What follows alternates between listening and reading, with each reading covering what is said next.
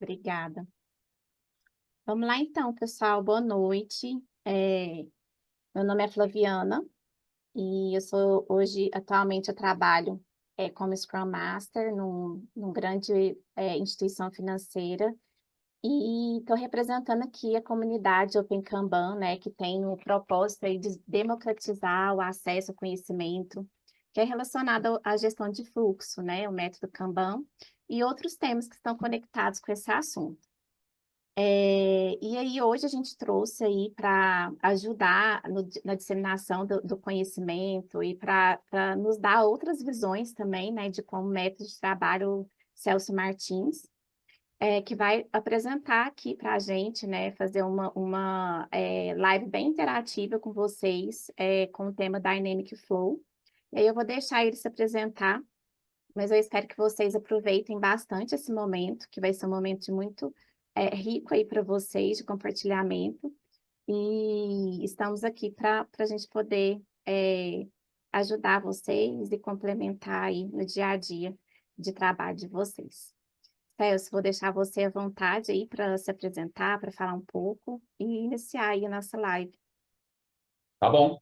Deixa eu já compartilhar, porque já é o segundo slide da apresentação. Tá bom? Estão vendo? Sim, a gente Opa. abre isso tela. Agora tá vendo os slides? Ainda não, agora sim. Agora foi. Vamos ver. Deixa eu achar vocês aqui.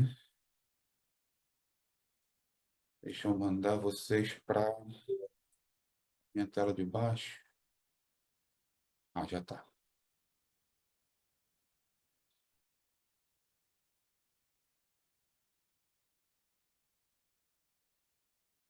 Tá, beleza. Os controles estão aqui. Ainda estão vendo a tela? Não, né? A gente está vendo a tela, mas não estamos vendo ainda a apresentação.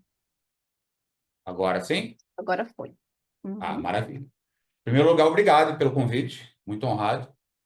Já vi grandes nomes passarem por aqui. Estou bem feliz de ser o primeiro convidado de 2025, né? Pelo que eu vi lá no LinkedIn.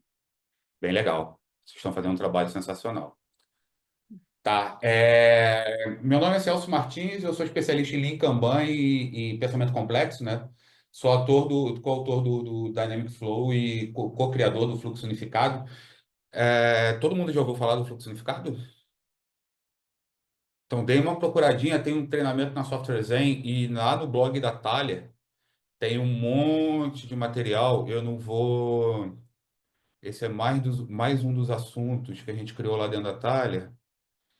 O blog é blog.thaler.net.br. Hoje eu não trabalho mais para a Thaler, tá? Mas é é uma empresa irmã. Tá, eu liderei um projeto de consultoria na Coca-Cola em 2022, se eu não me engano, 2022 até 2023 lá. E foi bem legal que a gente pôde aplicar o Dynamic Flow no marketing, numa equipe de marketing. Foi a primeira vez que a gente validou essa ideia de que produto digital não é só necessariamente software, né? E você tem criação também fora do software, né? Você tem inovação e você tem produto digital também fora do software, né? Eu tenho experiência em algumas empresas aí, como a Accenture, trabalhei por 5 anos lá na Accenture no Projeto Oi, XP Investimentos, e fui diretor executivo da Agile Alliance Brasil até janeiro desse ano, tá? Quando eu passei lá para o Alisson Fernandes. Natália, de onde eu saí recentemente agora também, eu fui responsável pelas operações e estratégia da empresa, focando na otimização de processo e entrega de resultado de alto valor. É muito bom ter o ChatGPT gerando um mini bio para você, né? Deixa eu voltar para cá. E já entrando no assunto da Dynamic Flow, tá? Essas são as daria para pipocar isso aqui de livros, tá? O Fit for Purpose do Alexei e do David Anderson, os Flat Levels do Klaus Leopold, o Upstream Kanban do Patrick, a TOC do Goldratt. Então, daria para povoar isso aqui de livros, mas para essa apresentação aqui eu resolvi colocar os que estariam no top 3 lá, no pódio, vamos dizer assim, dos influencers do Dynamic Flow. É o Stermo, tá? O Stermo é o grande influenciador, assim, desse trabalho. O Dynamic Flow vem sendo construído há mais de 5 anos, tá? E aí, o trabalho do Sterman, ele meio que deu a cola para tudo, para algumas coisas que estavam bem desconectadas e ajudou a gente a criar uma linha lógica, né, para o que a gente estava fazendo. O Kanban do David, né, o famoso livro azul aí, e esse livreto, cara, é um livro de, se eu não me engano, uns 90 páginas. Acho que não chega a 100 páginas. Se chegar, se passar, passa pouco. E é um livro muito fácil assim, de tu ler no final de semana, porque ele é muito bem escrito pelo Joshua. E se o Business Dynamics do Sterman deu a cola inicial, o Outcomes over Output deu a cola final, tá? De como unir estratégia com a tática. A gente já vai ver isso aqui daqui a pouquinho.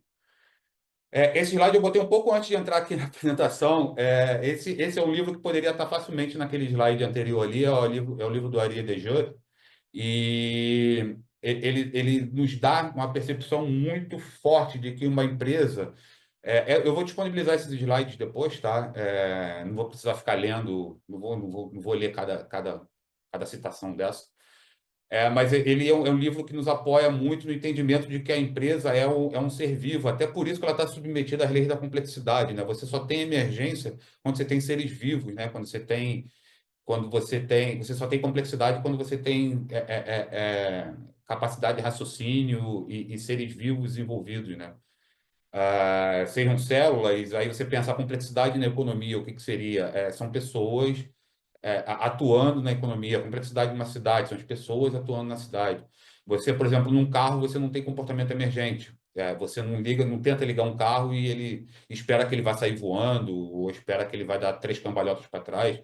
Você liga um carro, virar da chave significa, ou o botão lá, que os carros mais modernos, né? Você espera que ele ligue e você pise ali na embreagem, os que não são automáticos e tal. Enfim, você pisa no acelerador e ele vai para frente, vai para trás, dependendo na marcha que ele esteja. Então, esse livro ele é muito legal para esse entendimento de que é estranho, mas algumas empresas parecem esquecer que elas são organismos vivos. E o entendimento disso, nesse momento, é importante porque uma das coisas mais importantes um dos conceitos principais do Dynamic Flow é criar uma organização que aprende, criar uma empresa que passe a analisar o que está acontecendo e passe a aprender. Evolua no sentido de aprendizagem, tá? Então, o que eu deixei grifado ali, que é a situação que eu mais gosto, é que a longevidade de uma empresa depende mais de sua capacidade de aprender e se adaptar do que seus ativos financeiros. Então, é meio que um soco no estômago em muita estratégia que eu já vi por aí ao longo aí dessa minha carreira, tá? A origem, falando um pouquinho da origem do Dynamic Flow, o Alisson Vale, há muito tempo, tá? Durante a construção do Dynamic Flow, eu, o Alisson e o Albino, a gente tinha reuniões semanais na sexta-feira de manhã, e a gente trocava ideias sobre várias coisas. O Alisson trazia muitos conceitos, a gente debatia muitos conceitos e tal. E um dia ele soltou essa pérola aí, numa dessas nossas reuniões.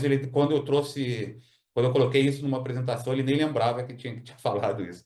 Mas ele diz que o Dynamic Flow é o fio condutor entre as diversas práticas, criando uma linha coerente desde a estratégia até o feedback pós-entrega do incremento. Ele é, de fato, ele é um conjunto de coisas que já estão aí no mercado, junto com algumas coisas que a gente criou e adaptou dentro de operações reais, tanto em consultoria quanto desenvolvendo software na trincheira, na realidade, né? E aí o Alisson traçou isso aí e falou, cara, o Dynamic Flow ele consegue criar esse fio condutor entre essas práticas, como eu disse, o Upstream Kanban, a própria ideia do System Dynamics, o Fit for Purpose e o Flight Levels, e por aí vai, tá? O que a gente vê hoje são esses conceitos bem espalhados na comunidade. Então, você vê algumas pessoas falando sobre Fit for Purpose e algumas pessoas falando sobre Upstream Kanban, e a gente, cara, e legal, como é que agora eu trago isso para minha empresa? Porque essas coisas não acontecem de forma isolada, separada, né? A gente está dentro do sistema. Então, cara, como é que eu uso o Upstream Kanban no momento certo? Como que eu uso os conceitos do Fit for Purpose? Como que eu uso os conceitos do Flight Levels, do próprio Kanban, limitação de WIP, por aí vai. Esse aí é o que o Albino comentou, né? O Dynamic Flow traz significado aos produtos digitais que são construídos e cria de forma intencional e disciplinada ciclos de aprendizagem. Então, a gente remete lá àquele slide da empresa que aprende, tá? E essa é a minha citação. O Dynamic Flow eu fico quando eu estou entre... eu copiei o slide do... A minha apresentação é o que eu cito, tá? Mas eu copiei o slide do Alisson e esqueci. Depois eu prometo que eu mando para vocês, que eu tenho isso aí certinho. Eu acabei copiando o slide do Alisson para montar na apresentação e esqueci de mudar a parte de baixo. Então, cara, o Sterman é o conceito base por trás dessa organização que aprende, que é a questão do System Dynamics, tá? Então, ele fala muito isso já no capítulo 1, tá? Sobre feedback loops. O primeiro feedback loop que ele apresenta é o feedback loop o simples, né? Esse feedback loop significa que a gente atua na estratégia, na estrutura e nas regras de decisão, toma a decisão, essa decisão vai para o mundo real, né? Vai para fora, a gente recebe uma informação, as informações do... Se eu estiver indo muito rápido, muito devagar, vocês avisem, tá? Eu consigo... Eu geralmente eu falava muito mais rápido do que eu falo hoje. Estou tentando diminuir um pouco para me fazer entender, né, também, que eu falo muito rápido. Então, aí o information feedback, ele te devolve para as decisões diretamente. Então, você não usa o que você recebeu no mundo real para mudar os seus modelos mentais, que foram usados para fundamentar a estratégia, a estrutura e as regras de decisão. No também, ó, Ctrl+C, Ctrl+V, esqueci de mudar. No feedback loop duplo, tá? Você não só muda as decisões de acordo com o que você recebe do mundo real, mas como você também muda os seus modelos mentais e a tua visão de mundo, tá? Nenhum de nós, tá? Tem a visão da realidade. A gente enxerga o mundo e aí, consequentemente, tudo que está dentro dele, né, incluindo as organizações, através de lentes, tá? Como se fosse a lente de um óculos. Então, essas lentes elas vêm sendo moldadas desde o momento do nosso nascimento. Então, a gente vem recebendo estímulos do ambiente e agora que eu vi que o Zeca tem também, grande Zeca. A gente vem recebendo informações e montando o nosso modelo mental, a nossa visão de mundo, desde que a gente nasce. Então, a forma como a gente enxerga a realidade, como a gente interpreta a realidade, depende da nossa trajetória, o que nos trouxe até aqui, tá? Então, você pegar a informação que você recebeu do mundo real e transformar o seu modelo mental é uma forma de feedback loop simples. Eu vou dar um exemplo rapidinho. Acho que dá tempo. Vou dar um exemplo rapidinho de alguma coisa que aconteceu na Thaler, tá? A gente, anos atrás, tinha uma política que eu era muito chato com essa política dentro da Thaler, se você for sair para algum lugar, se você não puder atuar mais naquela história durante um período de tempo X, você tem que tirar o seu nome da história.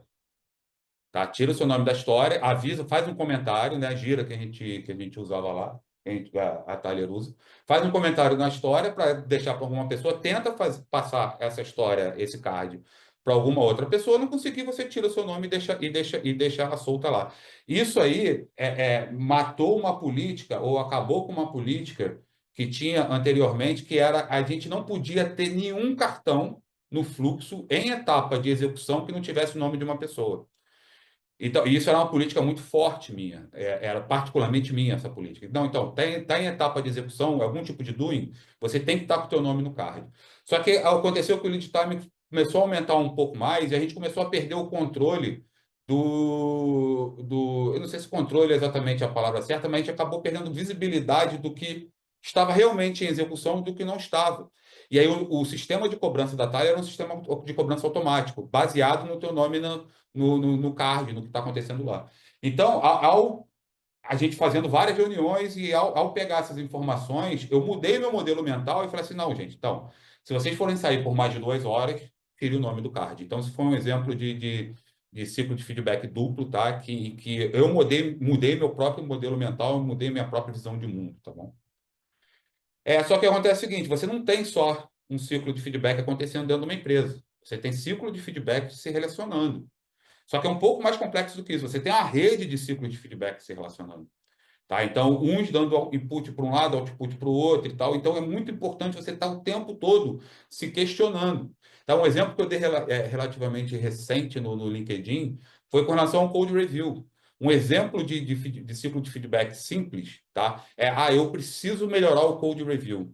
Um exemplo de um ciclo de feedback duplo, você questionar suas crenças e tua visão de mundo, será que eu preciso de code review ainda?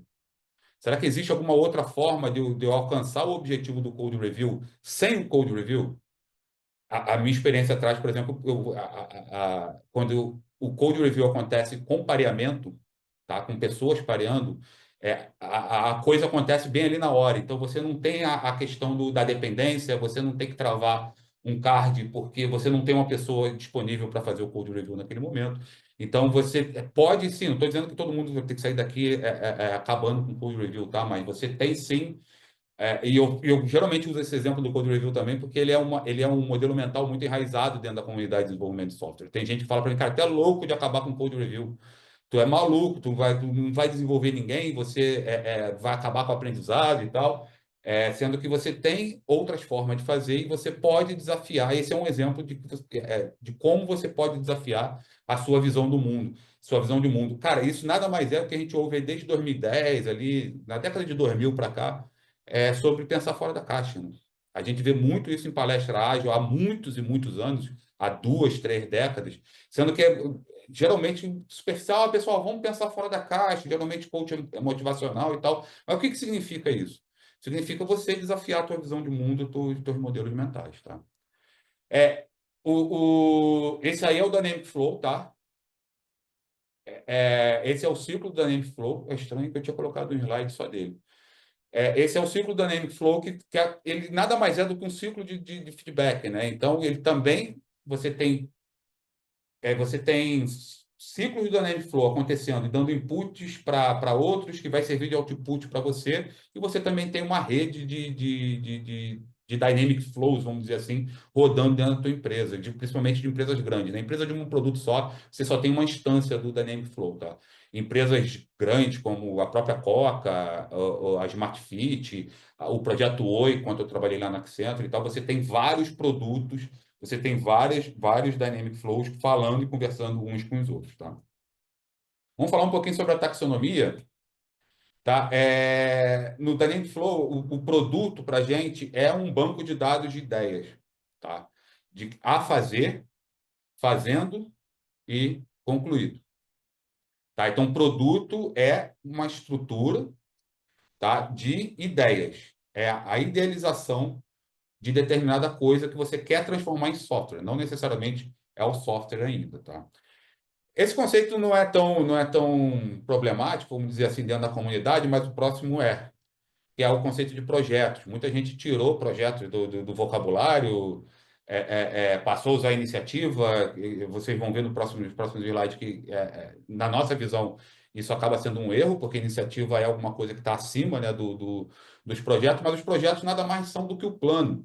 As pessoas tiraram projetos do seu vocabulário e até da gestão de projetos se dizendo mais ágil, mais moderno, então você não pode trabalhar com projetos, porque os projetos na, na, na gestão, não gosto de falar antiga, né? Mas na gestão waterfall, na gestão mais tradicional, vamos dizer assim, eles são fixos, né?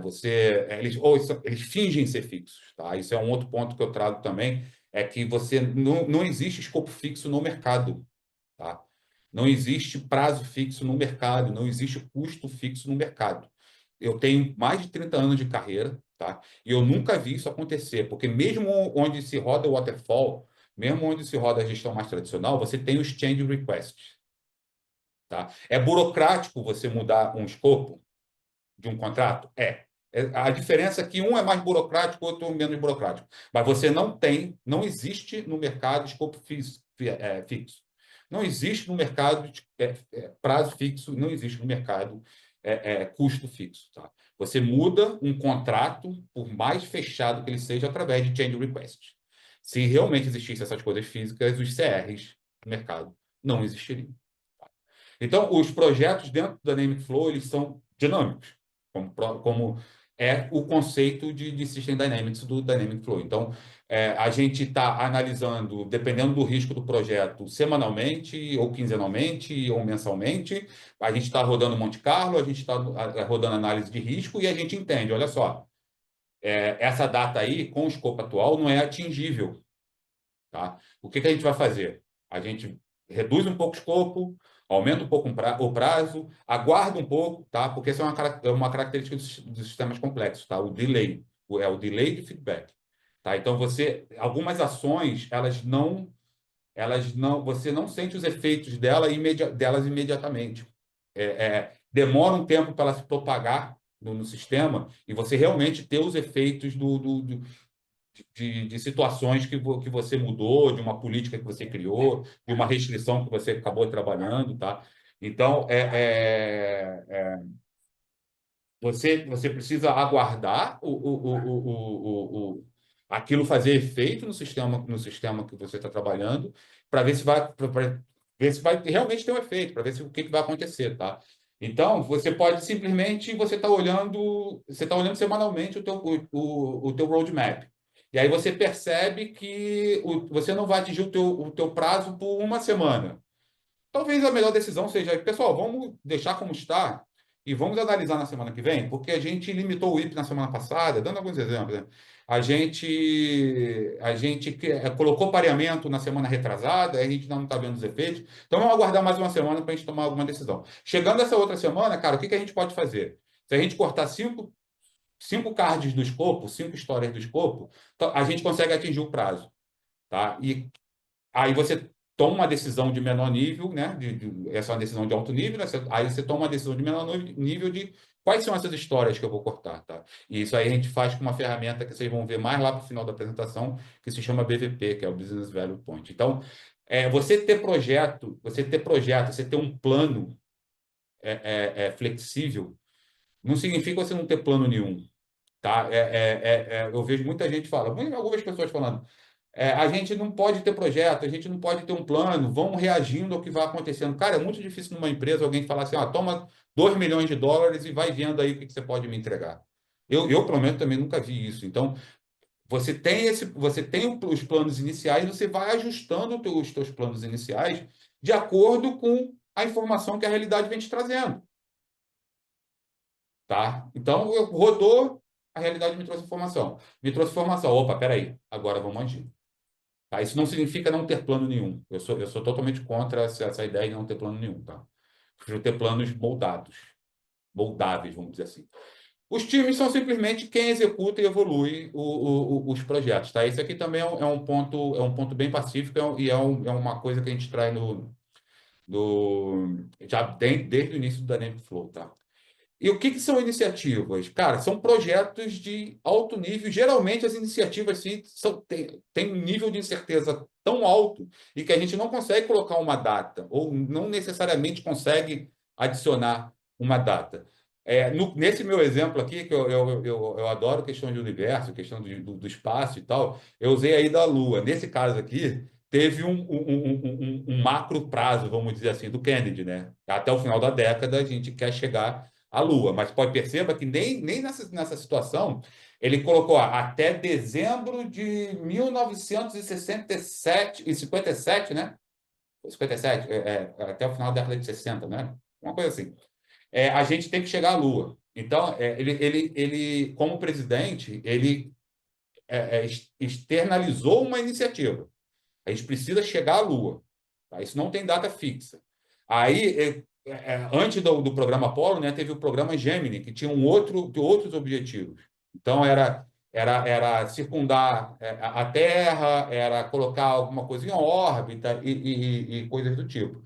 Isso, o Apollo era um programa, que também não necessariamente tem uma data prevista para finalizar. Aí, Apollo 1, Apollo 2, Apollo 3, Apollo 4, são projetos. Aí sim você tem um escopo melhor definido e uma data, né? E um prazo também definido, e todos eles furaram um prazo, né?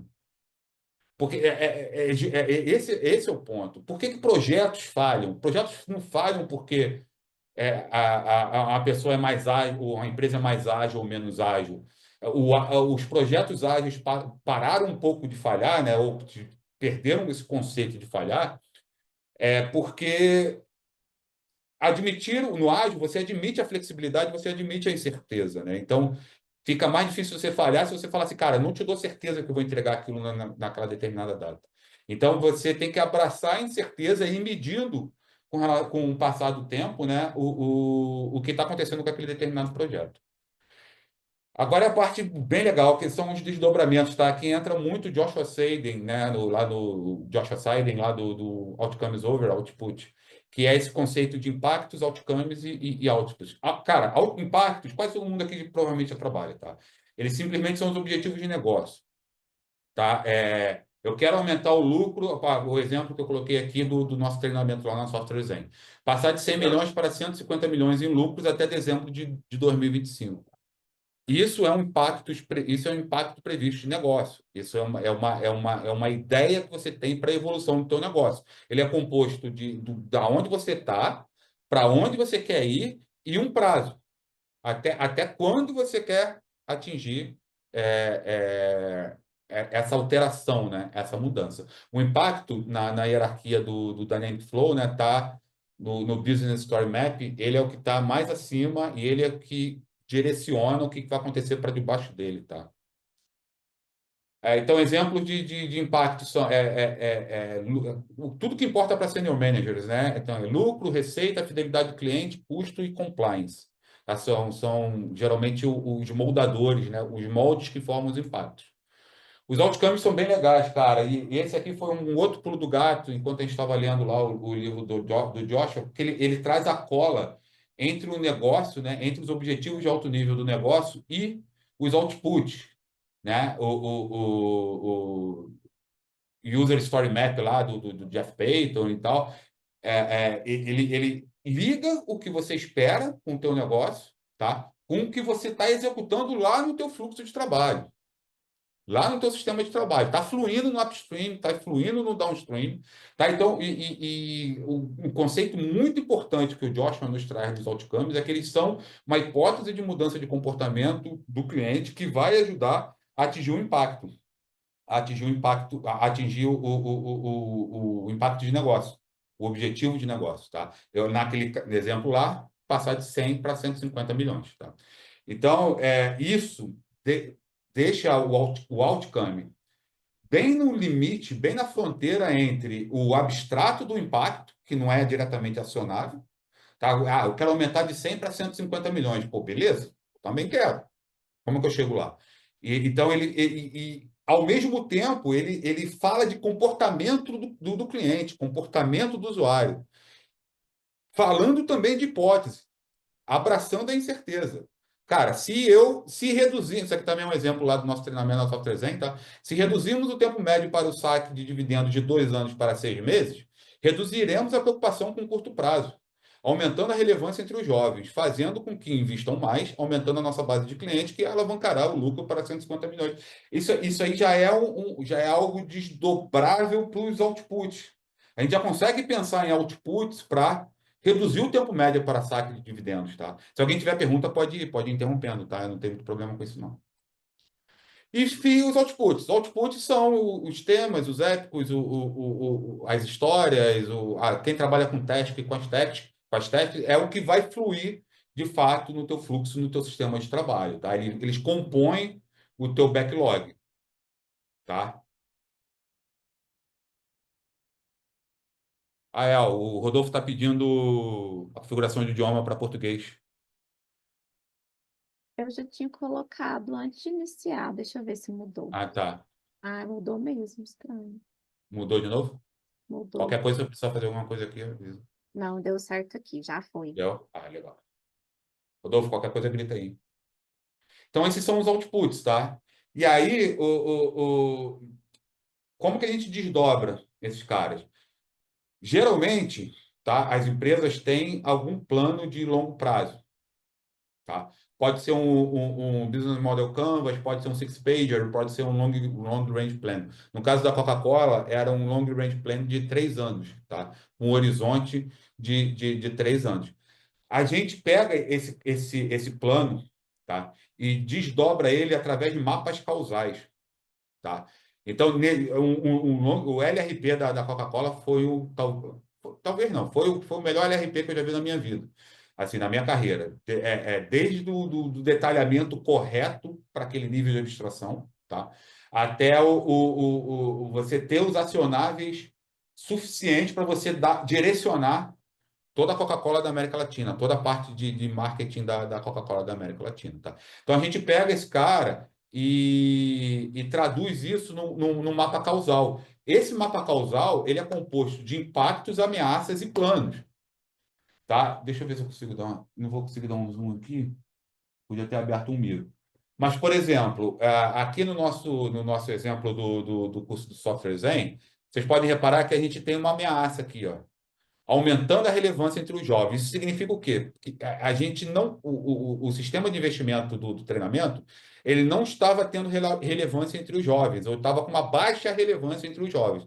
Então a gente criou planos, né, eu e o Albino, né, nessa empresa fictícia, para que a gente conseguisse mitigar essas ameaças, né? Ou reduzir, como hipótese, né? Reduzir essas ameaças. É para isso que serve o mapa causal. Esse cara vai fazer uma conexão entre objetivo de negócio, ameaça e planos, tá? Esse mapa causal, ele nasceu durante o nosso trabalho lá na consultoria da Coca e, assim, também foi game changing total, tá bom? É, ao construir o mapa causal, tá, a gente acessa, como eu disse, LRPs, BM6, Six Pagers e tal, e documentos e métricas, que são fontes primárias, e a gente também consulta, né, acessa fontes secundárias.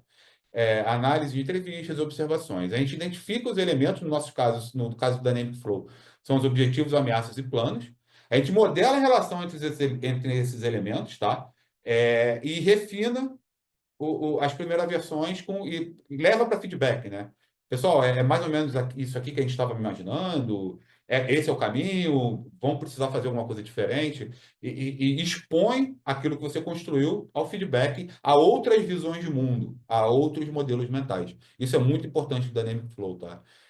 Ninguém trabalha sozinho. Ninguém trabalha sozinho. Você está o tempo todo, justamente pelo aquilo que eu falei lá na introdução, lá no início, que a gente só enxerga o mundo e a realidade através de lentes, né, que a gente molda desde o nosso nascimento, né, ou que elas são moldadas também na gente desde o nosso nascimento. É importante que é, é, as construções que a gente tenha, que a gente vá fazendo, sejam submetidas a outras visões de mundo, a outros modelos mentais. Tá?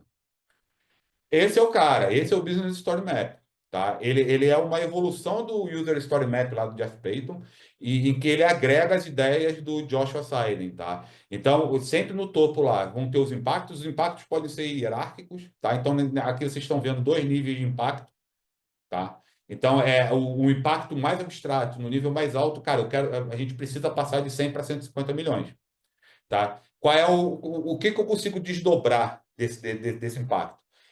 Cara, eu quero um aumento de 15 pontos percentuais na base de clientes atuais. E eu também quero atingir 15 milhões em lucros na academia Race até dezembro de 2025. Então, isso aqui já é uma diversificação do negócio, já é um ponto de diversificação, tanto é que, inclusive, aqui no nosso treinamento na Software Zen, ele não tem nem card embaixo dele. Embaixo ali, diretamente embaixo, você tem os outcomes, que são as hipóteses para você conseguir chegar nos impactos. Eu, obviamente, não vou ler todos os outcomes, mas, como eu disse, eu vou disponibilizar a apresentação para vocês. Tá? Mas, Celso, o que acontece se um outcome tiver relação com dois impactos diferentes, ou dois subimpactos diferentes, vamos dizer assim? Não importa, tá? Aqui o que a gente faz é colocar, a gente diz que também, usando a metáfora do espaço, né, a gente joga ele no que aparentemente ele tem maior gravidade, vamos dizer assim, né? Gravidade no sentido do universo e não de grave, né? Então, se H1 tem relação com esse impacto e com esse impacto, mas a gente fazendo uma análise, parece que ele tem mais relação com esse impacto do que esse, então eu vou mantê-lo aqui. Por que que eu não repito, né? Por que que eu não repito esse outcome nos dois? Porque eu preciso manter a rastreabilidade do que eu estou fazendo.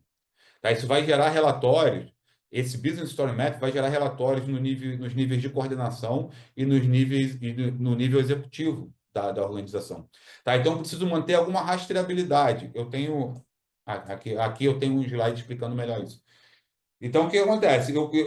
Quantos outputs eu já fiz desse determinado outcome? Quantos outputs eu já fiz desse determinado impacto? O meu plano, e já vou passar logo para o outro, porque o que eu estou falando tem mais a ver com o outro slide lá. Mas aqui o mais importante, que lá não vai dar para ver direito, é que você tem verticalmente aqui qualificadores, tá? Então, eu estou usando, conforme eu vou subindo aqui no meu Business Story Map, eu vou qualificando os meus outputs. Então, exibir saque é do épico saque. Uma outra coisa importante aqui é que a gente não usa os conceitos de épico e de temas do Scrum, tá? Então, tem muita gente dizendo aí no mercado que o épico não é um container de histórias, o tema não é um container de épicos. Assim, para efeito prático do Dynamic Flow, a gente trata, sim, o épico como container de histórias e os temas como container de épico. Porque com esse agrupamento, a gente consegue gerar relatórios muito mais significativos para as zonas mais altas da empresa. O executivo ele não tem que ficar. Ah, cara, você já fez o exibir-saque? Não, ele tem que ter uma visão mais de alto nível. Então, geralmente, esses agrupadores ajudam. Então, e na dimensão horizontal, a gente tem o plano tático. A gente tem como que a gente vai executar, tá, essas histórias. Então, aqui vocês podem ver que a gente tem um projeto Jovens Empreendedores, que está aqui para acontecer do dia 1º de março de 2023 até o dia 31 de maio de 2023, e cabe no bolso e área exclusiva, que é 1/6 até 30 do 9 de 2023. Nesse momento que a gente começa a perceber e brincar com os cards aqui, com as histórias. Quando eu mexo meu mouse aqui, está todo mundo vendo, né? Tá, legal. Estamos. Então, eu vejo lá pela simulação de Monte Carlo, pelo risco operacional, de que eu não vou conseguir atingir esse prazo aqui do 31 de maio, e eu tenho um grande evento para esse dia 31 de maio, que é importante eu ter esse projeto entregue. Então, eu começo a cortar escopo.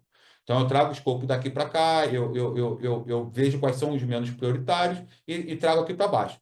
De acordo com como a realidade vai passando, se a simulação de Monte Carlo me mostra que eu voltei para dentro do prazo, eu posso trazer esses caras de volta aqui para cima, tá? Sem problema nenhum. Então, o projeto ele é maleável, ele é só um norte. É mais ou menos quando eu saio daqui da Palhoça para o aeroporto de Santa Catarina, que fica lá na ilha.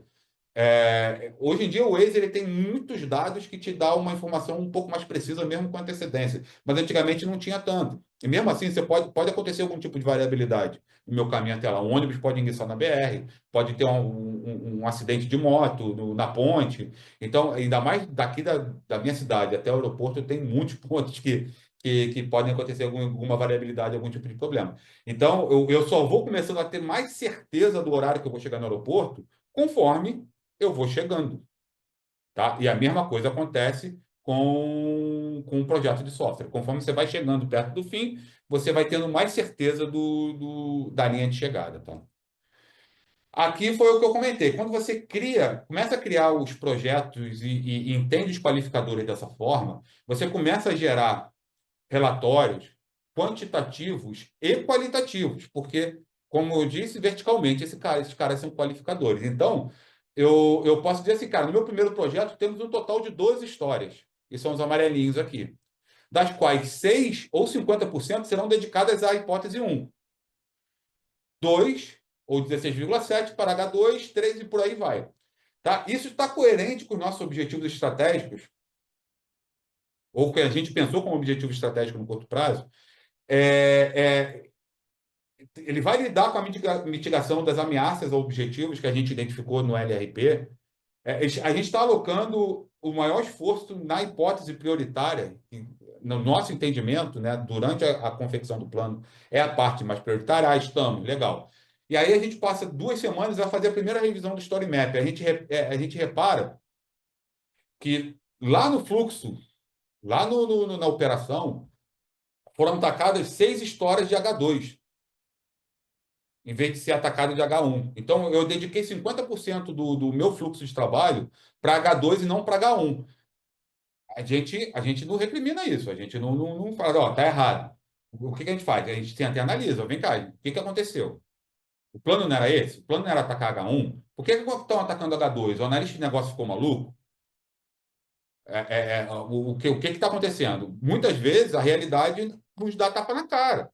A gente planejou atacar H1, mas aconteceu algum evento no externo que nos obrigou a priorizar mais H2. E tudo bem, tudo bem. A capacidade, lembra lá dos primeiros slides?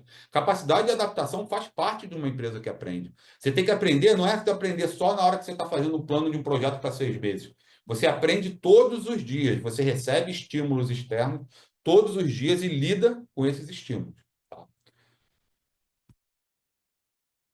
Então, aí é a pauta da atividade de revisão do Business Story Map, tá? Então, a gente revisa as novas descobertas do produto que estão nos testes, tá? E posiciona no Story Map. Os testes nada mais é do que um buffer de ideias. Isso também foi uma criação nossa dentro da Dynamic Flow, porque o que acontece? Num fluxo de alta performance, tá? A gente lá na Thalia, no nosso time de Ruby on Rails, a gente chegou a ter 20, chegou a ter 30 entregas em uma semana. Tá? E quando você tem um fluxo de alta performance dessa forma, a gente está recebendo muitos estímulos externos. Ainda mais porque o nosso deploy é em produção. Tá? O nosso deploy era em produção. Então a gente já fazia um deploy, entregava uma história e já recebia muitas vezes o feedback do usuário final. Tá? E aí o que acontecia? Esse feedback, às vezes, fazia com que a gente criasse novas histórias. Tá? Não necessariamente os devs, Natália e os devs eles são bem maduros com relação a isso, não tem problema. Eles acessam o Story Map e podem criar as histórias lá. Mas eu entendo que nem toda empresa é assim. Então, acesso na lista de negócio e o analista de negócio vai criar a história no Story Map. Se você já sabe, tá, o qualificador que você vai colocar, você já sabe posicionar essa história no vertical e no horizontal, tá, ela vem para o Story Map.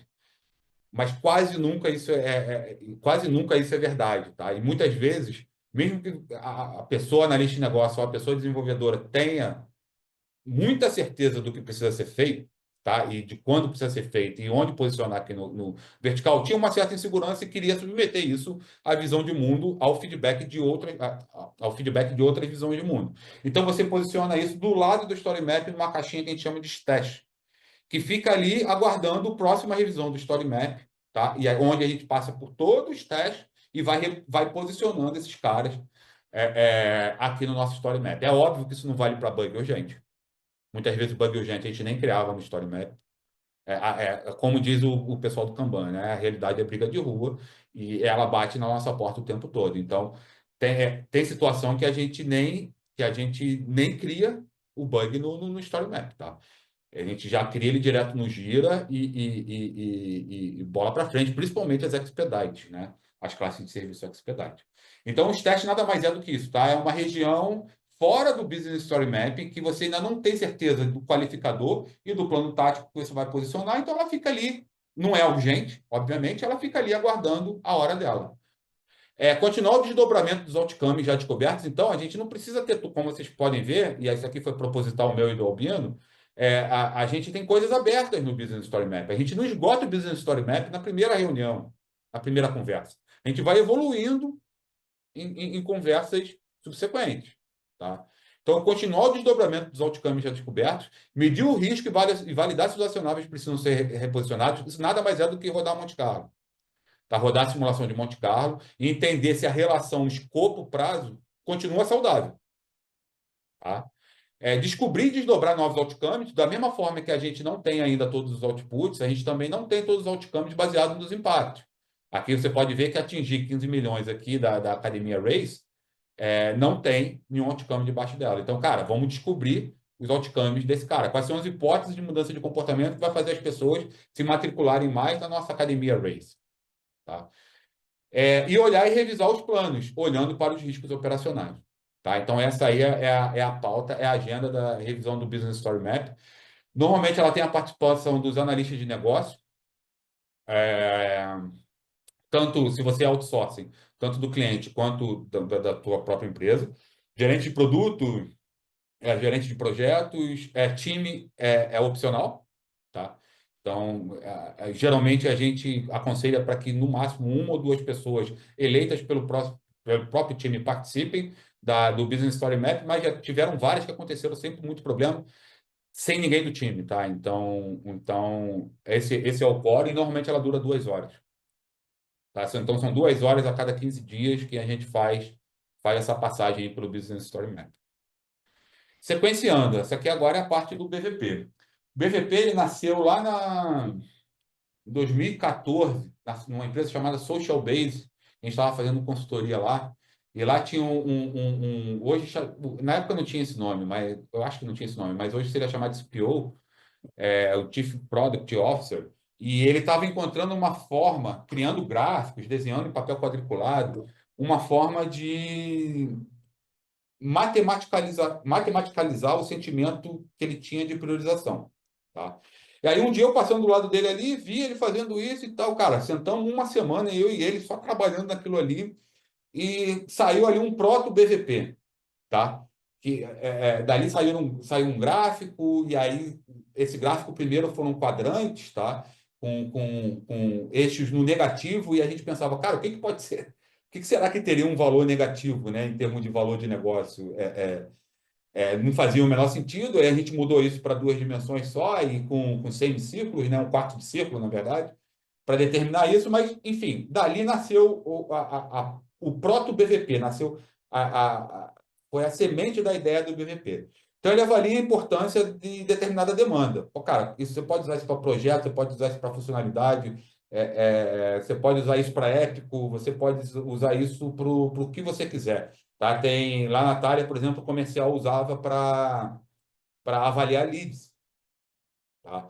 Então, essa ferramenta aqui não tá restrita só ao desenvolvimento, à priorização de histórias e de cards e de módulozinhos de software. Tá? Ele utiliza um conjunto de dimensões e notas para avaliar determinada demanda. Vocês já vão ver isso no próximo slide. E algumas dimensões terão mais peso do que outras. A nota final de uma determinada instância do que está no BVP é uma média ponderada. Tá? Isso aí foi também uma grande sacada que a gente teve ao executar o BVP em diversas situações diferentes. Tá? Então, aqui é um exemplo. Eu tenho a dimensão, aumenta a base de clientes, que a gente, lá no treinamento da software, a gente deu um peso de 20, gera lucro na academia Race. É um peso 40, 10, 5 e 25. O que é importante perceber aí é o seguinte: na minha concepção e do Albino, na hora que a gente criou essa ideia da academia, da Race, né? É um acrônimozinho com o meu nome do Albino, né? Rafael e Celso. É uma empresa de investimentos. A gente falou, cara, olha só, o objetivo para o próximo trimestre vai ser alavancar a academia Race.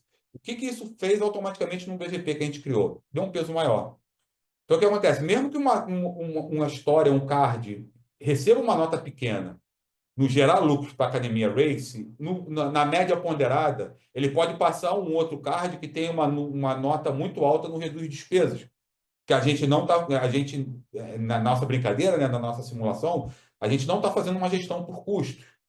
Tá? Então, de todas as dimensões do BVP, a reduz despesas é a menor. Então, mesmo que ela receba uma nota muito alta,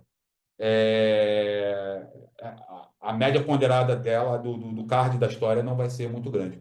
Uma outra coisa que vocês precisam perceber aqui também é que as dimensões estão relacionadas diretamente com impactos. Tá? Então, elas sofrem a mesma regra dos impactos na hora que você está construindo o Business Story Map. Tá? Lucro, cliente, aqui também indiretamente ligado com o aumento de receita, né? Ou diretamente, né? Investimento, lembra que isso aqui é uma empresa de investimento, tá? Então, investimento não necessariamente é da Race, mas é de pessoas investindo em fundos exclusivos. Reduz despesas e reduz churn.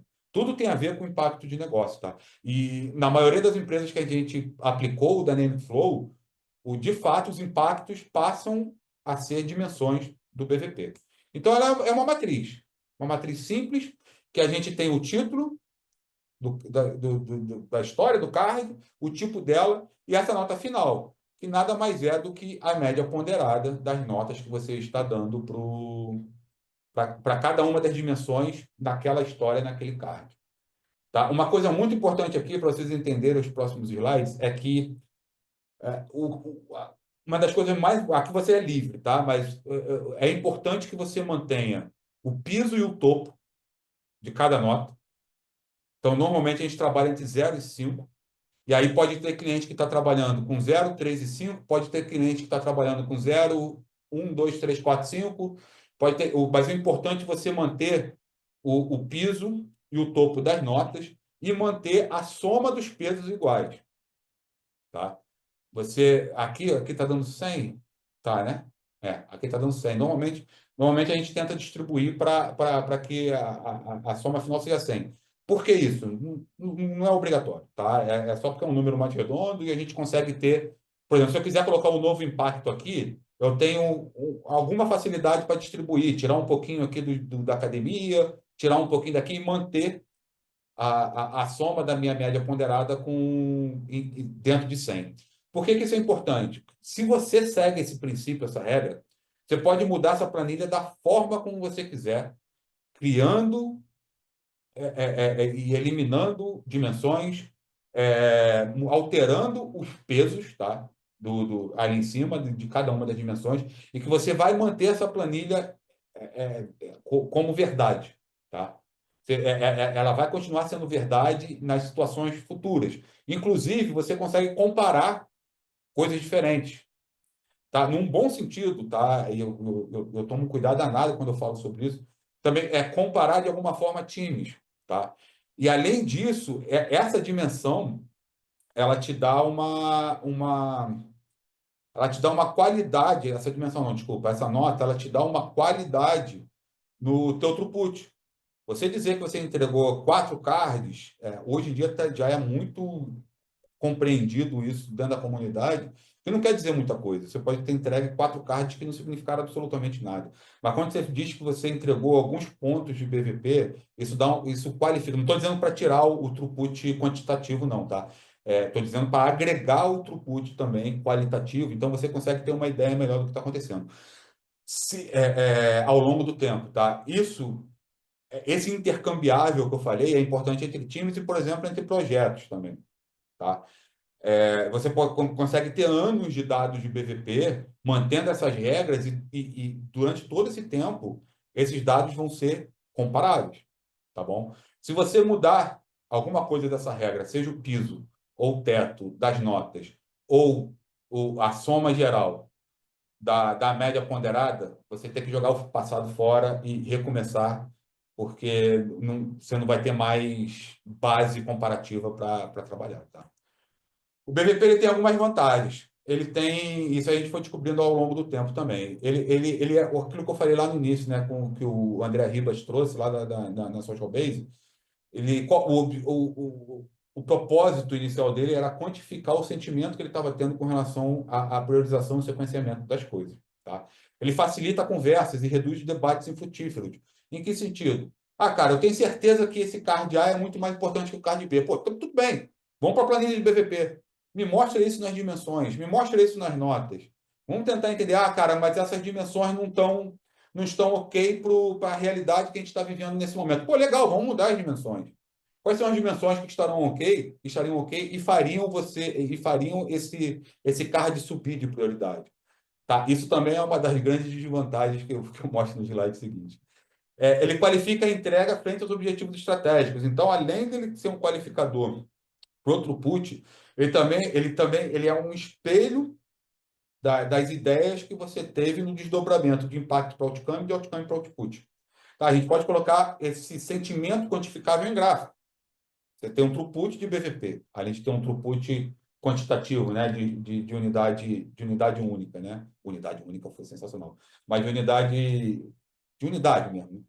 Ele é focado no negócio. Então, lá atrás, nasceu com algumas dimensões técnicas ali o BVP também, mas a gente percebeu que isso estava agregando muito pouco, criando muito mais confusão do que ajudando. Então, o BVP, ele tanto é que está no nome dele, é Business Value Point.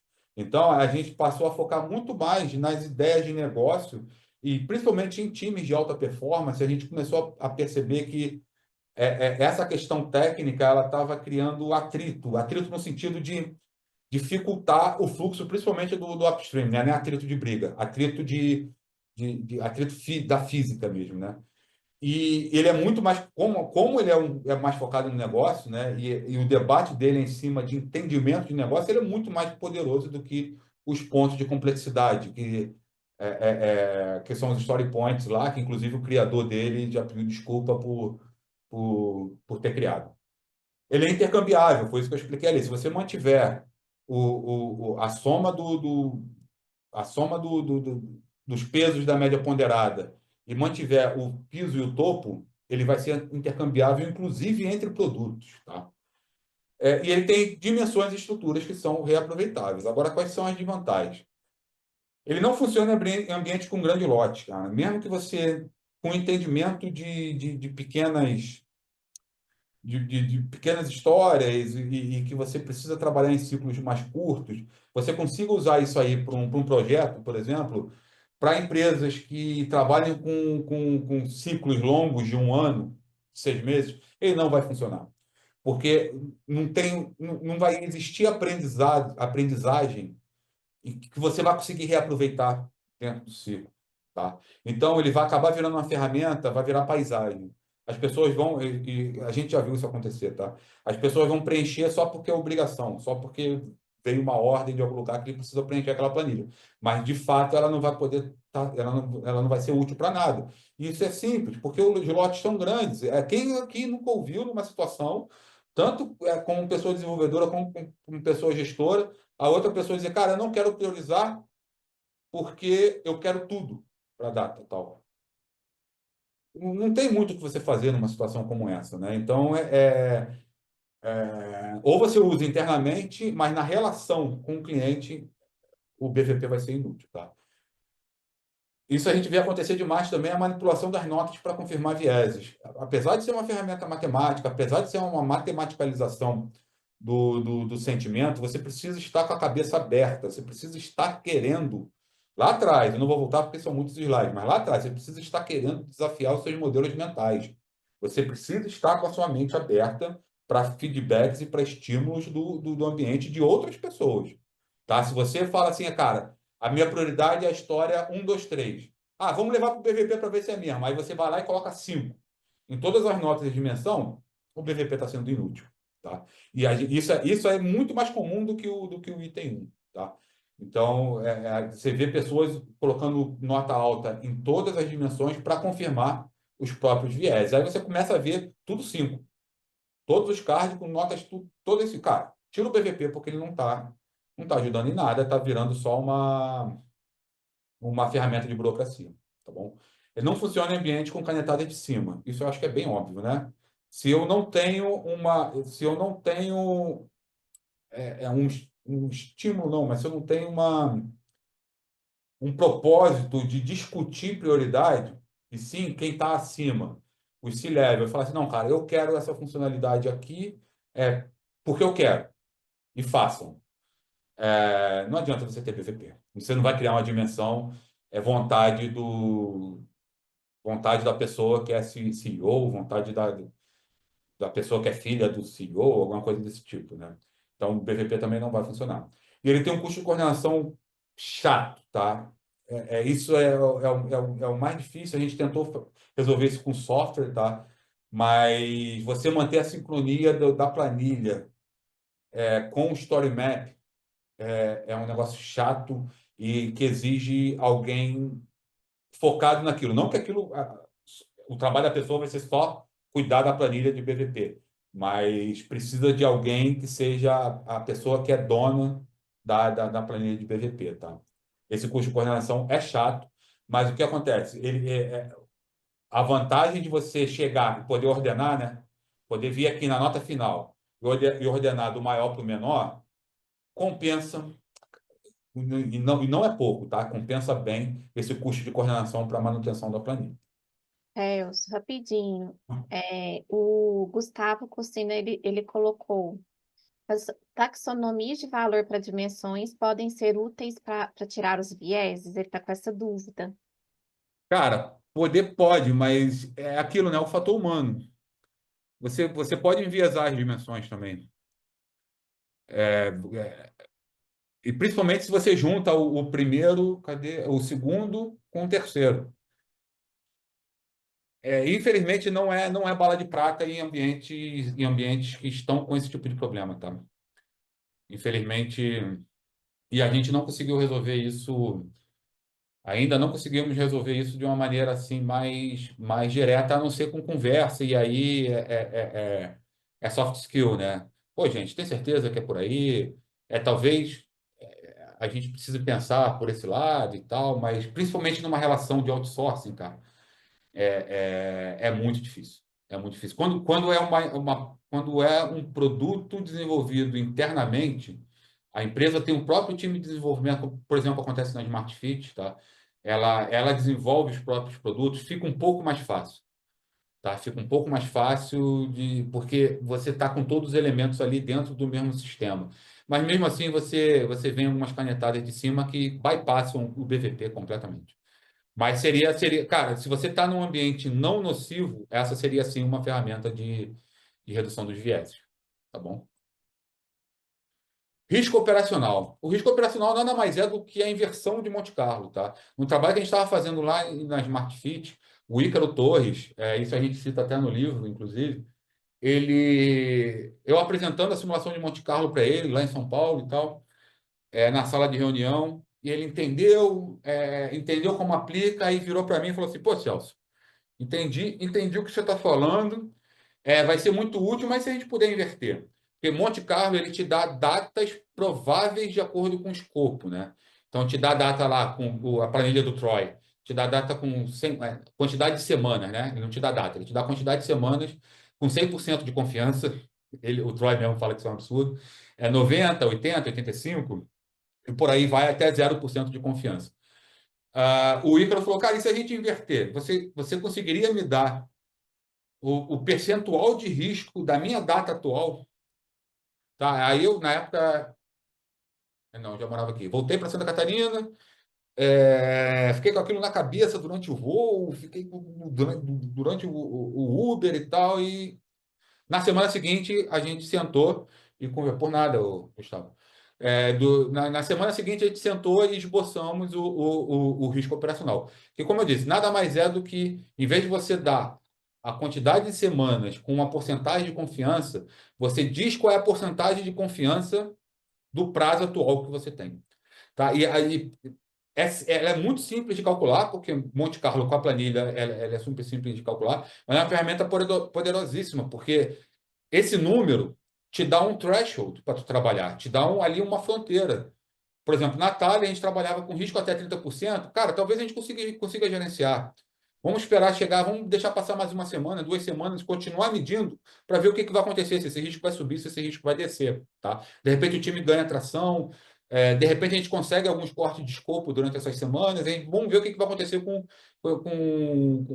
esse risco na próxima medição que a gente for fazer. Ou se fosse superior a 30%, cara, assim, a gente lá internamente, a gente já sentava e falava, gente, peraí, a gente tem um problema e a gente precisa resolver agora, tá? Então, o que a gente vai mexer? A gente vai mexer, se a gente mexer, isso aí, inclusive, trouxe um artigo sobre burnout que está lá no blog da Thaler também, tá?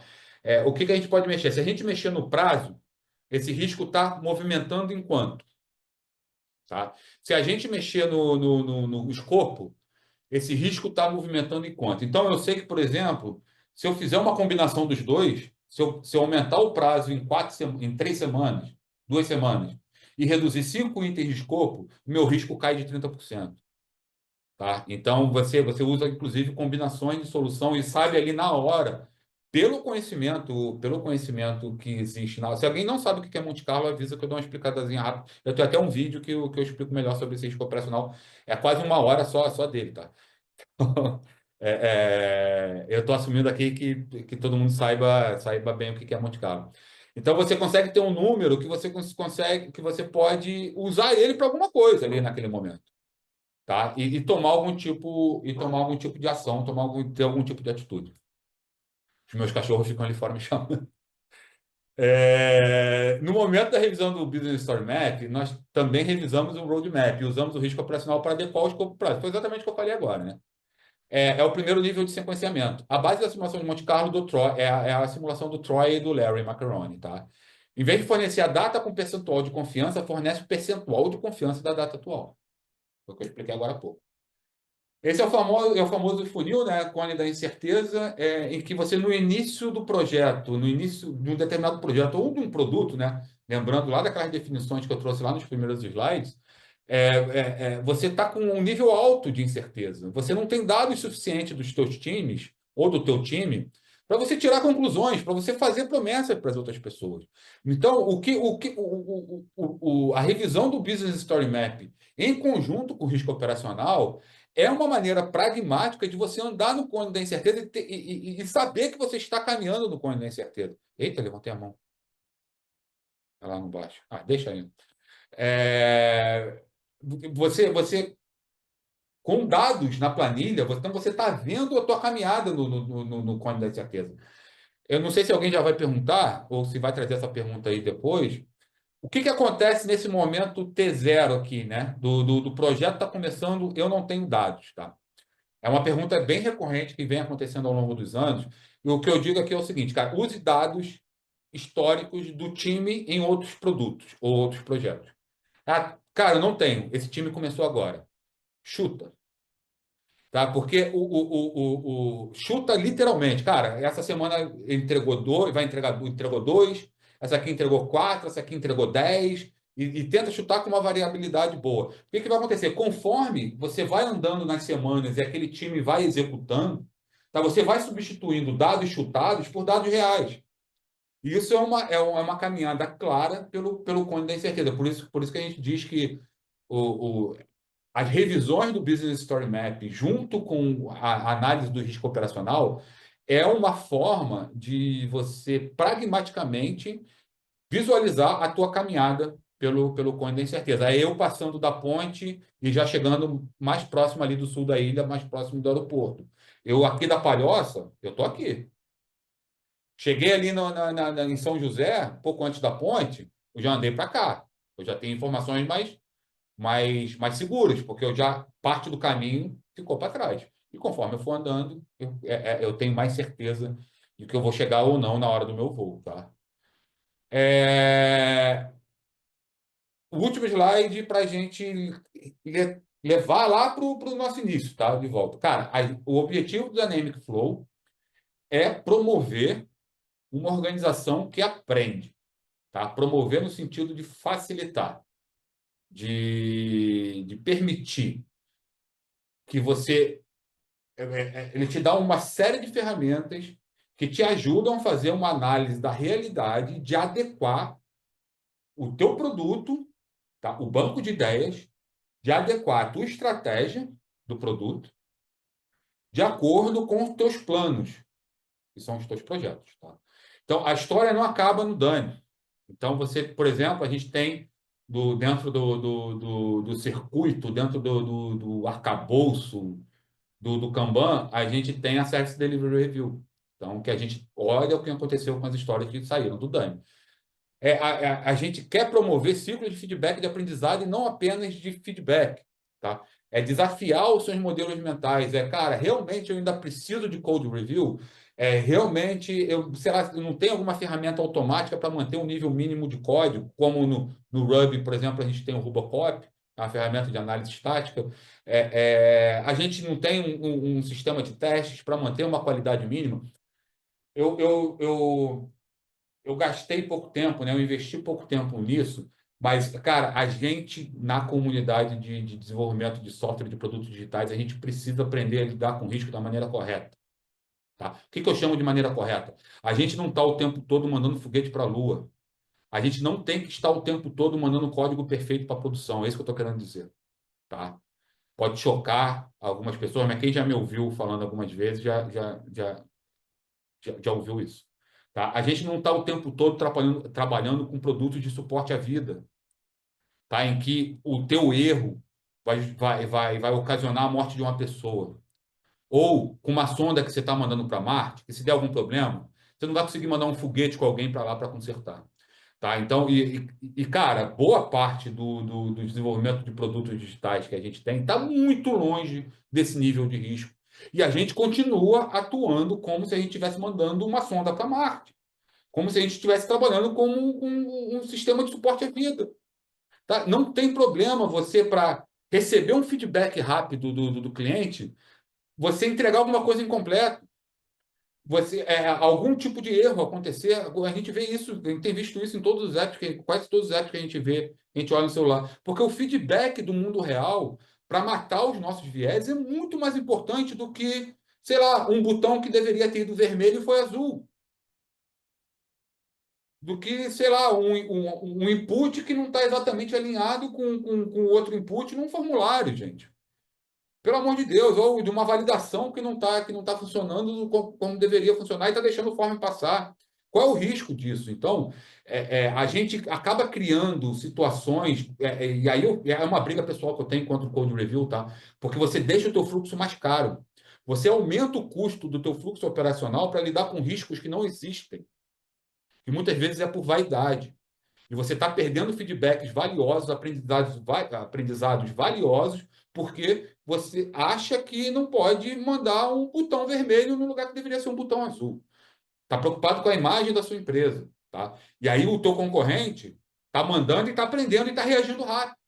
Porque se você manda um botão que deveria ser verde e precisa ser azul, e o teu lead time é de 3 horas, 2 horas, em quanto tempo tu vai arrumar esse botão?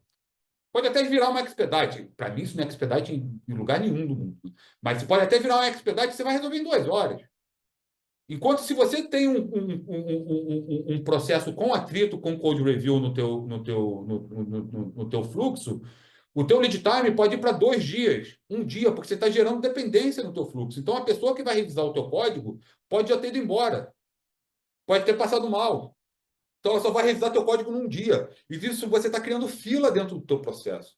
E as filas são atrito, elas diminuem a tua performance. Então, eu prefiro muito mais reagir rápido a algum problema do que ficar apavorado se eu estou mandando algum problema para a produção. Tá? Eu sei que vou me depenar por causa disso, mas é o que eu acredito hoje. Tá? Esse é o último slide, tá, Rodolfo? Já vou liberar para todo mundo debater aí. Eu sei que esse é um assunto difícil. Então, atualize. Por que isso é importante também, né? Você reagir rápido, você ter um fluxo mais rápido. Porque você passa a atualizar as tuas suposições, né, os teus vieses e a tua visão do mundo de acordo com feedbacks de pessoas reais usando, clientes reais. E não você, não o que você acha como o cliente vai usar, ou que o cliente vai usar. Você está se atualizando com usos reais do que você está fazendo. E sempre realimente o teu fluxo, tá? É isso aí. Esse aí é o nosso, esse aí é tanto o livro, tá? Esse é o link do nosso livro, tanto o livro quanto o treinamento lá na Software Zen. Esse aí é o nosso treinamento o segundo link ali é o nosso treinamento de BVP, tá? Ele é super prático. A gente criou vários produtos com a ajuda do ChatGPT, inclusive a gente aborda o custo do atraso, coisa que a gente raramente vê sendo abordada em treinamentos aí relacionados. Tá? Vai acontecer ali no início de abril. Tá? Essa página aí é para você registrar seu interesse, não paga nada ainda. E não paga nada ainda. E aí o meu endereço do LinkedIn. I didn't understand that. Desculpa. Obrigada, Celso. Vou abrir aí pro Rodolfo fazer a pergunta dele, depois a gente dá sequência. À Ô, vontade. Celso, eu concordo em gênero, número e grau, quase toda a vírgula que você botou ali em relação a errar antes e aprender o quanto antes, né, com os erros. Só que tem um porém, essa culpa não pode ter colocada só nos times de desenvolvimento e só nos agilistas, porque se o negócio mata quem erra, se o negócio não permite que o erro honesto vire aprendizado, a mensagem que passa para todo mundo é evitar o erro a qualquer custo, inclusive Sim, ao custo da lucratividade. Então, esse é o único porém, né? Então, sim, se o cenário foi que a qualquer erro a empresa está tirando para matar, ninguém faz nada, porque sim, é o jeito mais fácil de não errar, né? sim, Então, o que eu vejo, assim, principalmente quando precisam de estimativa, que é outra irracionalidade, né? sim, Então, o time olha e faz o seguinte, cara, eu poderia estar fazendo isso aqui, já entregue metade do projeto, mas eu tenho que fazer uma estimativa super sim, detalhada, porque eu tenho tanto medo de errar, Então, se eu Sim, posso entregar em 2 semanas, eu vou estimar em um mês, mas para ter segurança, eu digo que entrega em 4 meses, porque se eu entregar em sim, 2 meses, eu ainda entreguei na metade do que eu prometi, e ainda sai bonito na foto. E o time que é sim, mais arrojado e fala o seguinte: não, entrega em 4 semanas. Quando ele entrega em 5, ele ainda entregou praticamente na metade do tempo que foi o time mais conservador, só que ele é mal visto pela organização porque ele não cumpriu o prazo. Então, sim. o aprendizado da organização influencia muito o comportamento das pessoas. Totalmente, Rádio, totalmente. Não dá para concordar mais, assim, isso vem de um ambiente insalubre, né, cara? Isso acaba acontecendo porque o ambiente não tá legal. E assim, por isso que antigamente eu batia mais, tá? Hoje em dia eu bato bem menos, porque eu sei que você ter fluxos com exigência de code review de um gerente de projetos, ou de um gestor de fluxo, ou de alguma coisa desse tipo, muitas vezes vem de reações ao que ele sabe que vai acontecer acima da camada de coordenação. Então, ele sabe que o emprego dele está no jogo, está em jogo, então ele não quer errar. Então, de fato, isso aí é um comportamento, né, um efeito de ambientes não saudáveis, né, insalubres.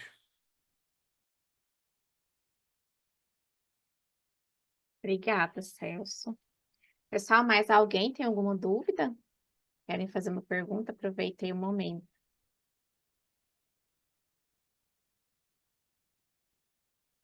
Algum compartilhamento também? Se tem algum caso na empresa que trabalha?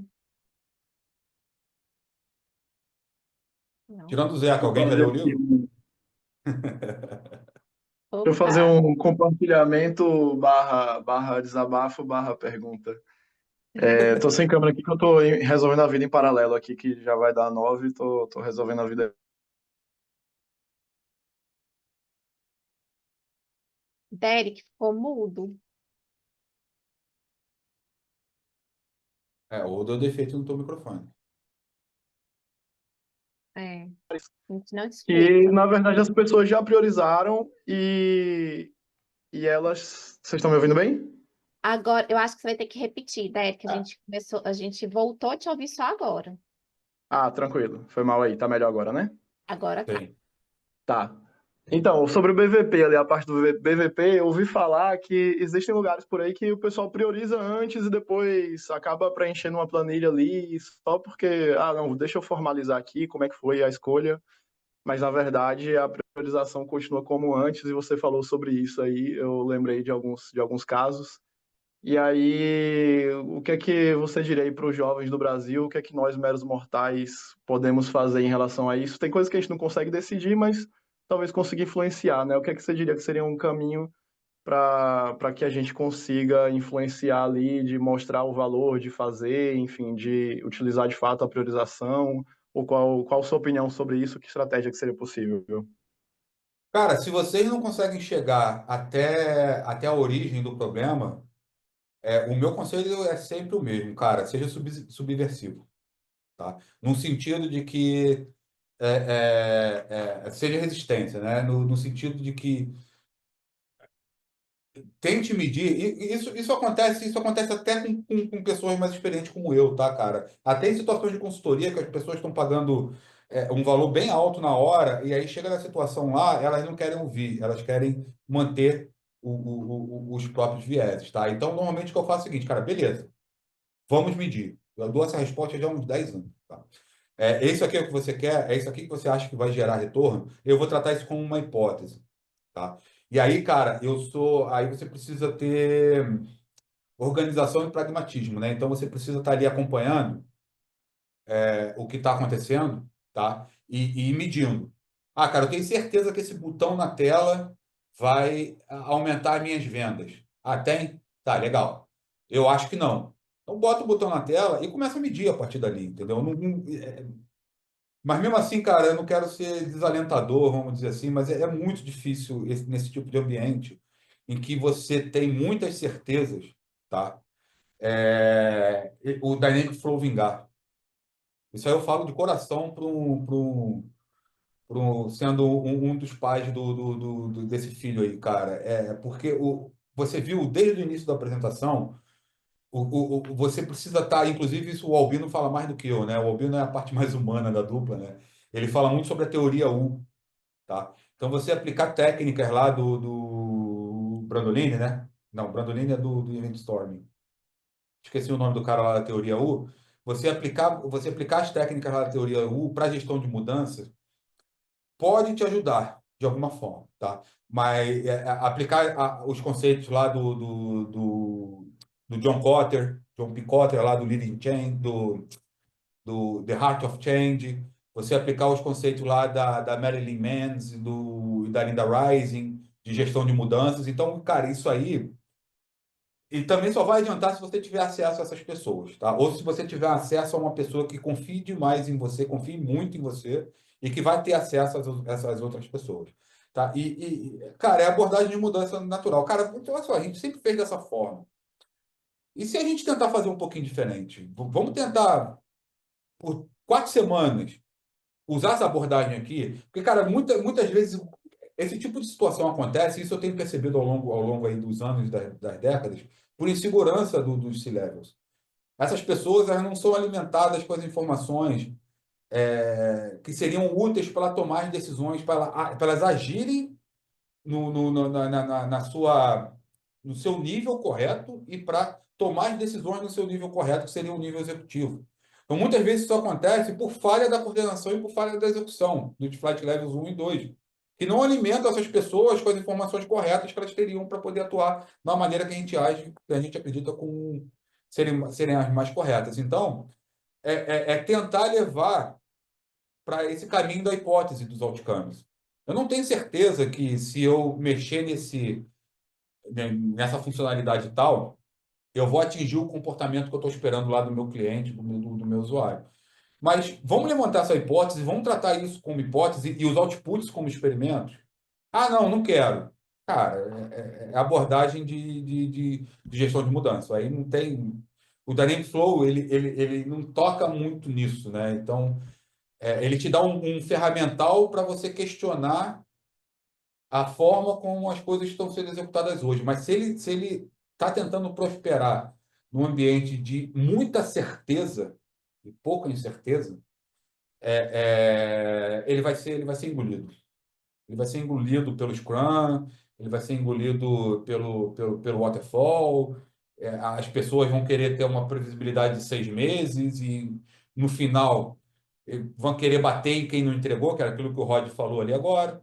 E aí o que acontece? Isso gera um ciclo vicioso. As pessoas que tomaram porrada vão passar a se defender. Aí começa a se defender como? Exatamente como o Rod falou. Cara, eu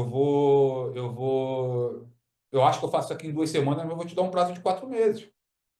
Eu seguro o meu emprego, eu seguro a minha imagem perante a empresa e, na verdade, o que você está fazendo é errado. Então, cara, é muito difícil.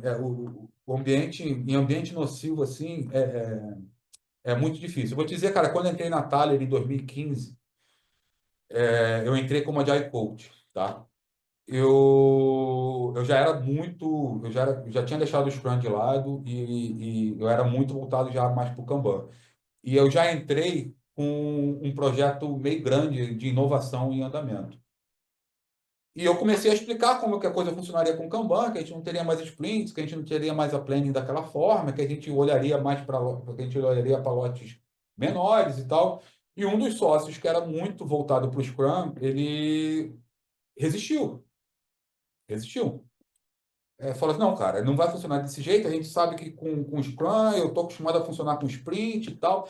E eu, cara, argumentando, coloquei todo o meu arsenal de argumentos com relação ao Kanban na mesa, mas não adiantou. Teve uma hora que no final eu falei, cara, tudo bem, vamos rodar com Scrum. Aí um dos sócios que estava na reunião ele levantou a mão e falou assim, não, gente, vem cá, não vai ser assim que vai rolar. Porque a gente está fazendo já há 3, 4 anos. Acho que a Thalia já tinha 4 anos em 2015. Ela é de 2012, tinha 3 anos. Há 3 anos que a gente está fazendo dessa forma. O Celso está trazendo uma maneira diferente da gente trabalhar. Qual o risco? Vamos experimentar? Então, o que acontece? Eu tive, que é o Rafa Cáceres, né? Eu tive um champion entre os sócios que comprou a ideia E ele mesmo vendeu para o outro sócio. Na época eram 4 sócios, se não me engano. Eram 4 sócios da empresa. E vendeu para esse sócio que estava resistindo. Se o Rafa não tivesse assumido, tivesse tido a coragem de ter assumido esse papel, a Thalia estaria rodando Scrum até hoje e eu com certeza não teria ficado 10 anos na empresa. Na Boa, realidade, ele brigadão. não vendeu, ele foi avalista do risco. É Foi, diferente. foi. Não é um processo de venda, é um processo assim, você quer fazer, então você assume o risco. Aí ele falou, eu assumo o risco, ele foi Isso, avalista do risco. Sem isso aí. patrocínio, ideia boa nenhuma vai pra frente, né? Sim, pois é. Patrocínio, Champion, costumo chamar muito de Champion. Ô, Derek, se você quiser depois, eu tá o meu LinkedIn aí. Eu também estudei durante vários anos assim, da minha vida, principalmente essas pessoas, né? A Marilyn Mendes, a Linda Rising, que eu tenho um autógrafo da Linda Rising quando ela veio no Agile Brasil no meu Kindle. Eu só tinha um livro dela no Kindle, eu pedi para ela assinar a traseira do meu Kindle. Ela ficou toda sem graça, ficou sem saber o que fazer. Eu falei, assina, pode assinar. Eu tenho ele guardado dentro da gaveta até hoje. O meu Kindle velho, né? Mas eu tenho ele guardado. Então, essas 3 pessoas, o John Cotter, a Linda Rising e a Marilyn Mendes, assim, eles têm um trabalho, assim, sobre gestão de mudanças muito, muito forte. Muito forte. Muito bom, brigadão. Ah, Flaviana, tem que puxar um sorteio aí, né? isso, pessoal. Obrigada, viu, Celso? Obrigada pelo Eu que compartilhamento agradeço. aqui. Depois, o Gustavo, eu vejo ele só perguntou aqui, ó, e-mail mãe Kahneman são bibliografia de referência para o Dynamic Flow, se são, Celso? Ah, Então, tá. cara, no meu, Ele já eu colocou tenho, eu aqui. tenho um slide lá do início que tem o Kahneman e tem o Great Boys e Dead Boys, assim. Beleza. Muito obrigado por lembrar, cara, porque são 2 livros também que te ajudam demais, principalmente na compreensão da outra parte, porque a outra parte está resistindo e que caminhos você deveria seguir para tentar contornar essa resistência, tá? Então, cara, Kahneman é lindo. Obrigada. Bom, agora a gente pode partir então para o sorteio. O Lucas fez uma lista aí dos participantes, quem ficou aí até o final. O Celso, ele disponibilizou aí uma cópia do livro, né, Celso, para a gente poder fazer esse sorteio aí. Vamos ver quem que vai ser agraciado aí nesse sorteio. E aí, Celso, escolhe um número, de que número até que número, Lucas? Olha só, na verdade eu já coloquei aqui no site, Ah, sorteios, o número colocou? da galera, tá? Top. É, e tá todo mundo aqui, todo mundo vendo a minha tela. Agora chegou? Chegou. Pronto, todo mundo que tá aqui, ou agora, vamos tirar a gente, né, Flaviana? Uhum, Pra sim. não ficar Eu também, marmelada. que eu tenho uns 15 aqui no meu, tá? E todo Vamos lá. mundo que veio hoje ganhou 20% de desconto, tá? Na Ah, Oh, consultoria. maravilha. top. Bom Depois tem que demais. passar para eles aquele O cupom eu vou o colar aqui. cupom. Eu vou É só colocar colocar aqui. no final, lá no pagamento, coloca esse cupom, se eu não me engano, é Open Kanban. Sim, eu vou compartilhar aqui agora. Isso. Já vai ganhar 50%. Todos que estão aqui 50 não, listados, 20. tá? Então lá vai. Então, sorteio de uma cópia do livro Dynamic Flow. Vamos nós.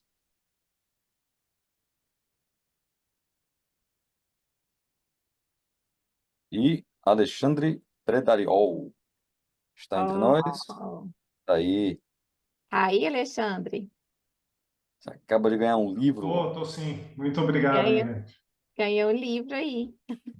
Aí Pô, já que agora, tá tão fácil sortear aí, sorteia 50% nesse treinamento de abril, então. Opa! ó, Mais um ok? sorteio, então, de 50% de treinamento, é isso? 50% no treinamento de abril, do Mais um BVP. sorteio, então, Maravilha. aí, ó, no Se Vira nos 30, gente. Depois o Então, Alisson e o Albino brigam comigo, mas duvido. vai.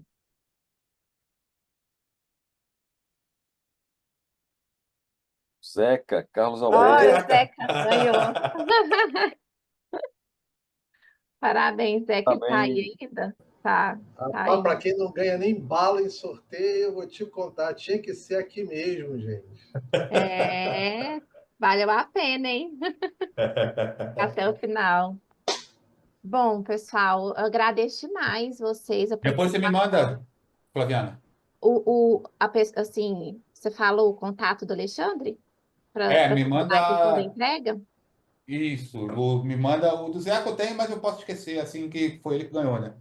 Mas me Uhum, manda o. Eu tenho que mandar pro Alisson, que ele vai fazer o envio do livro lá por Brasília, tá? Do certo. Alexandre. Me Aham. dá endereço certinho aí, e-mail e tal. E o do Zeca, eu preciso só saber que foi ele. Não, perfeito. O Alexandre, eu estou colocando aqui meu contato, e aí ele pode me chamar que a gente faz essa logística aí acontecer, tá bom? Ok, você Valeu, está pondo Gustavo. onde? Desculpa, eu não entendi, gente. Você falou que está colocando o seu contato? Estou mandando aqui para o próprio Alexandre, e aí eu vou, o Zeca, o Celso já tem, né? Uhum, Alexandre, eu mandei aí no seu direct o contato meu, você pode me chamar, tá bom? tá ok. Bom, e aí fica dessa forma, então. Muito obrigada. Acho que foi muito produtivo, foi muito rico aí esse compartilhamento, Celso. Eu que Espero que você agradeço. volte depois outras vezes, né?